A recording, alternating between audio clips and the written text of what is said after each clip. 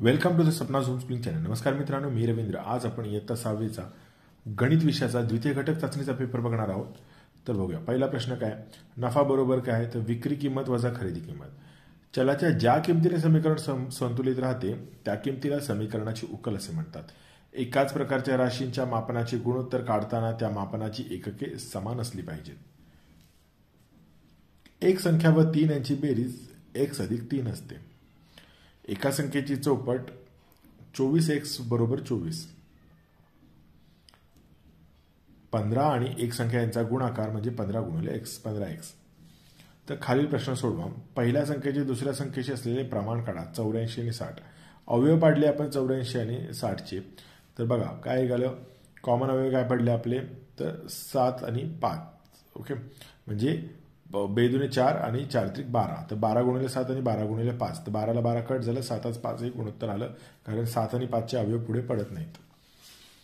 20 metre कापडाची किंमत ₹3600 आहे. तर 16 मीटर कापडाची किंमत काढा. बघा किती आहे, 20 मीटरची 3600, 16ची आपल्याला माहित नाही. मग तिरकस गुणाकार केला तर x गुणिले 20 बरोबर 3600 गुणिले 16. तर 3600 गुणिले 16 आणि हा 20 जो इथे गुणाकार होता पलीकडे भागाकारात आला, त्याच्यामुळे हे सोडवल्यानंतर आपलं उत्तर मिळतं 2880. अपूर्णांकाच्या रूपातील माहिती शेकडेवारीमध्ये लिहा. 2/5 बरोबर x/100. मग बघा तिरकस गुणाकार केला तर 5 गुणिले x बरोबर 100 गुणिले 2. तर x बरोबर काय, हा 5 इथं गुणाकारातला भागाकार गेला, म्हणजे 100 गुणिले 2 म्हणजे 200 भागिले 5. 200ला 5ने भागलं, उत्तर येतं 40%. आता 5-2 वरती पुढचा प्रश्न चौथा. एका परीक्षेत शबानाला 800 पैकी 736 गुण मिळाले, तर तिला एकूण किती टक्के गुण मिळाले. तर बघा 800 पैकी 736 आहे, तर 100 पैकी किती. तिरकस गुणाकार केला तर x गुणिले 800 बरोबर 100 गुणिले 736. तर 100 गुणिले 736 हा 800 पलीकडे भागाकारात गेला, भागाकार झाला, मग आपण हा भाग दिल्यावरती उत्तर येतं 92%. खालील गुणोत्तर प्रमाण तक्ता पूर्ण करा. मुले आणि मुली. 3/12. मग 5/20, 8/32 आणि 1/4 असं उत्तर येतं आपलं. ओके. प्रश्न 2. उदाहरणे सोडवा. कोणतेही 2. 10 किलोग्राम तांदळाची किंमत 325 रुपये आहे, तर 8 किलोग्राम तांदळाची किंमत किती. बघा 10ची आहे 325, 8ची x. तिरकस गुणाकार केला तर x गुणिले 10 बरोबर 325 गुणिले 8. तर 325 गुणिले 8/10. इकडचे गुणाकारात 10 खाली भागाकारात आले, उत्तर किती येतं 260 रुपये.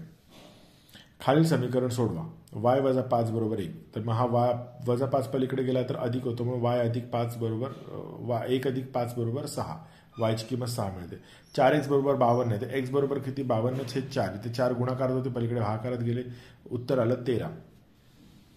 सरिता यांनी 700 रुपयास एक याप्रमाणे 18 खुर्च्या खरेदी केल्या, तर 18,900 रुपयांस त्या सर्व विकल्या, तर त्यांना किती नफा किंवा तोटा झाला. आपल्याला एका खुर्चीची किंमत माहित आहे आणि विकलेली संपूर्ण खुर्च्यांची किंमत माहिती. तर आधी आपल्याला काय करायला लागेल, 18 खुर्च्यांची किंमत किती आहे तर 700 गुणिले 18 करावं लागेल, तर किती आलं 12,600 रुपयाला खुर्च्यांची खरेदी झालेली आहे. विक्री किंमत वजा खरेदी किंमत म्हणजे 18,900 वजा 12,600 बरोबर 6,300 रुपयाचा नफा झालेला आहे.